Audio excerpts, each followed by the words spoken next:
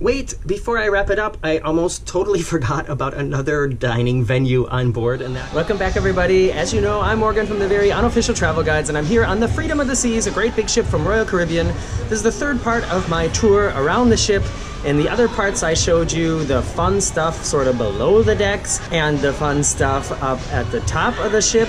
And in this video, I'm going to show you all the eating stuff, the food stuff, the num-nums, the dining venues. Recently, somebody wrote to me to say, Morgan, I'm so disappointed. My boyfriend surprised me with a cruise, but we can't afford it. We're going to spend so much money on food. And I was like, you don't really know much about cruising, do you? If you don't know, the food on a cruise is one of the really sort of bonuses about this type of vacation, because there are a lot of places that you can eat or get a snack and it costs you nothing extra. It's included in the price of your cruise. So as I take you around the ship and show you all the places to get something to eat, I'll let you know if this is something that is included in the price or if it's something that you would have to pay extra for. And you'll see that there's plenty of places where you can stuff yourself for free.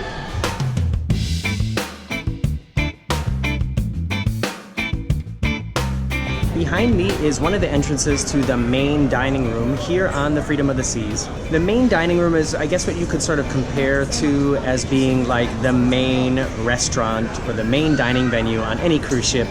Most cruise ships nowadays still have this concept. It's a very old, traditional part of cruising culture. The main dining room serves breakfast, lunch, and dinner, but most people that I know who go to the main dining room only go there for dinner, and they eat their other meals in the buffet. And we'll be going there soon, but the main dining room is very elegant. You're served at a table. Usually you'll be sat with people who are not in your party, so you can meet other people, learn about where they're from, what they did during the day, and a lot of people like that atmosphere. I personally don't enjoy going to the main dining room. I would prefer to go to the specialty restaurants or mostly just go to the buffet, but that's a whole other video that I'll make sometime about my reasons about doing that. Dinner in the main dining room, the menu changes every night, and although it is a sort of traditional menu with appetizers, main courses, and dessert, if you want, you can order more appetizers, more desserts, or only dessert, or just main courses, however you like, and it costs you nothing extra unless you order one of the upcharge things like sirloin steak or lobster or whatever. And as you can see, the dining room is very fancy looking, it's very elegant, a lot of people enjoy getting dressed up and having the feeling like they're going to something really special.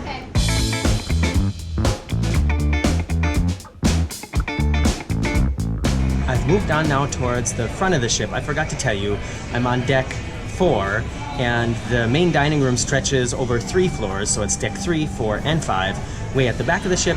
And now I'm all the way almost at the very front of the ship, and behind me is one of the upcharge or specialty restaurants on board the Freedom of the Seas and on board many Royal Caribbean ships nowadays, and it's Sabor, a Mexican restaurant.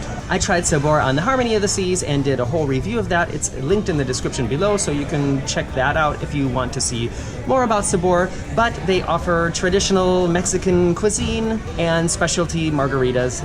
I was surprised because the pricing scheme is different here on the Freedom than it was on the Harmony. On the Harmony, it was a la carte, meaning you just pay for each item that you order, like in I guess I would say a normal restaurant on land.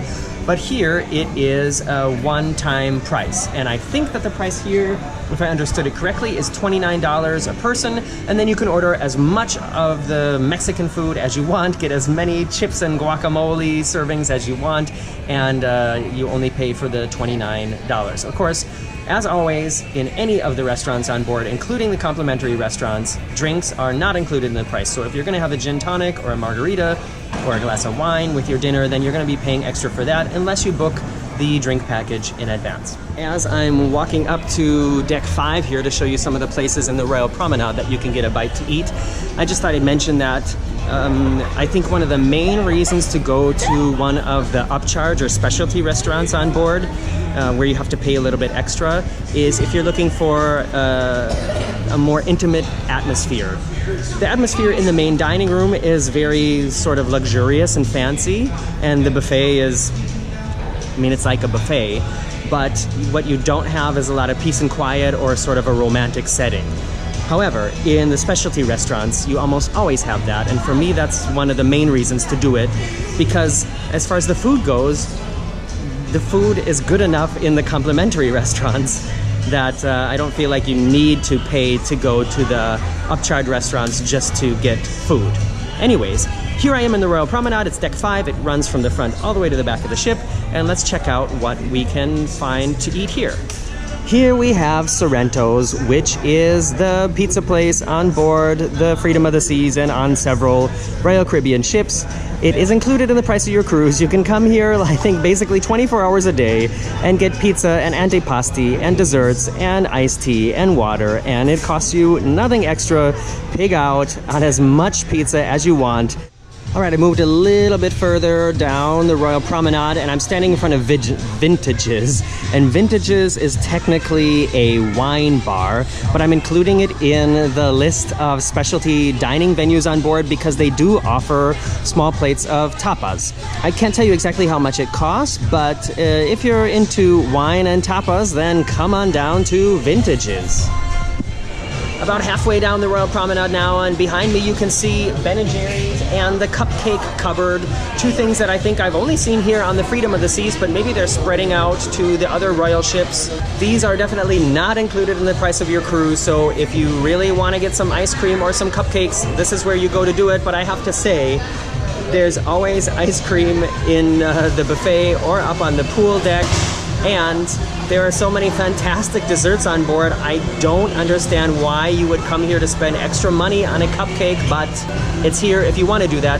And if you have spent money here for ice cream or cupcakes, then please write in the comments below why you decided to do that instead of just enjoying the desserts from any of the other places here on board. Directly across from the Cupcake Cupboard is the Cafe Promenade, also a staple on Royal Caribbean ships with the Royal Promenade. It is included in the price of your cruise. Everything you see here is available basically 24 hours a day.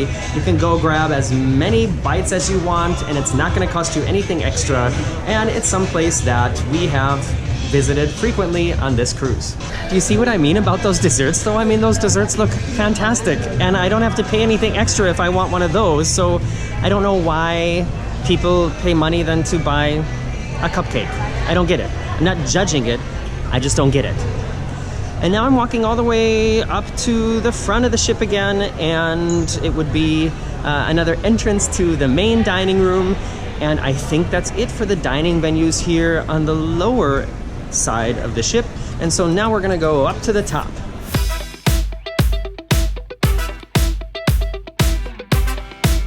I'm up here on deck 11 now, and behind me is the world famous Windjammer Cafe, which is actually the buffet on Royal Caribbean ships. A fantastic place to get great food. Marcus and I have gotten so many meals here in this venue on this ship and on the other ships. We have tested the limits of our stomach, and I can only recommend it. On the right and left sides of the entrance are also two other dining venues here on the Freedom of the Seas. It's Chop's Grill and Giovanni's Table. Take a look at the menus for both of them, and also take a look at some of the food here on board. And this is just a small view of the dinner offerings here on the Windjammer. If you want to see more, then check out my dedicated videos to the Windjammer Cafe, linked in the description below. I may be different, but my love is just the same. My lies if they hit the fan. So give me a reason not to shine as brightly as I can.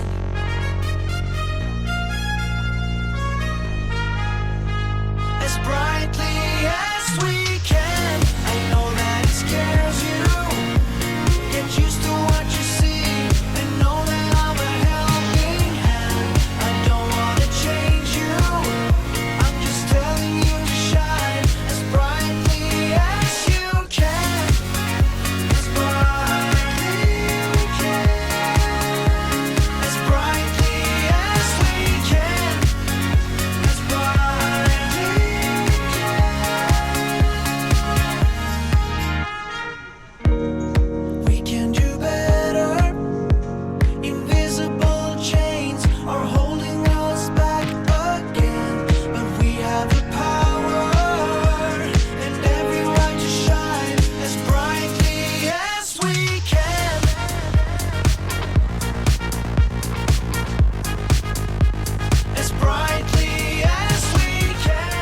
I'm now up on the top of the ship on deck 12, and look at this beautiful view.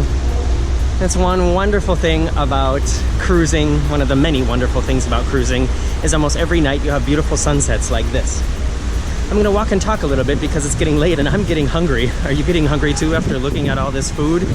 I just wanted to show you one more dining venue here on board, another upcharge restaurant or specialty dining experience, and it's Johnny Rockets, the 50s style burger joint with burgers and shakes, and you pay one price and you can stuff yourself with as many burgers, onion rings, or milkshakes that you want. And it's actually the only place on board the Freedom of the Seas, or on I think any of this class of Royal Caribbean ship that has Johnny Rockets. I think it's the only place with outdoor seating, which I think is kind of a pity, because on the similar classes on Norwegian, so like the Norwegian Escape, Getaway, or Breakaway, they have a whole deck full of outdoor restaurants and bars, and I really like that. I don't understand why they didn't think about that when designing these ships, that it's nice to be close to the ocean when you're on a cruise ship.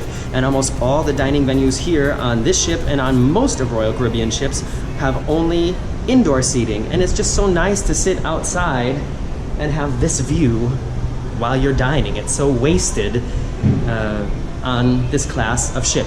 Wait, before I wrap it up, I almost totally forgot about another dining venue on board, and that is your cabin. Of course, you can order room service. It used to be included in the price of your cruise, and recently there was a big drama because Royal Caribbean decided that they're going to start charging $7.95 per order, which I still don't think is that much. It just means that every time somebody brings something to your room, you pay $7.95, but you can order like a mountain of food and you still only pay $7.95 for it. This is the menu, and I have to tell you, I don't think that we have ever ordered room service on a cruise. Have we? No. No. Oh, what? On the first time we ordered breakfast, I think. Oh yeah, maybe No, we we're did. not. Oh, and I think one time when I had a really bad hangover, I think I ordered something like, I don't know, orange juice and maybe a cheese sandwich or something. I just wanted to interject this before I go back up to Johnny Rockets, which you'll see in a second, and close out the video. Anyways, here's the menu for Johnny Rockets. Take a look at it, and I hope you're hungry now. Please subscribe to my channel here on YouTube to get updates about when I post a new video about this ship or other ships or other tourist destinations around the world. You can come over and follow me on Facebook. Every Friday on my social media, I do Food and Drink Friday, where I post videos of food and drinks from around the world, from places I visited, including this ship.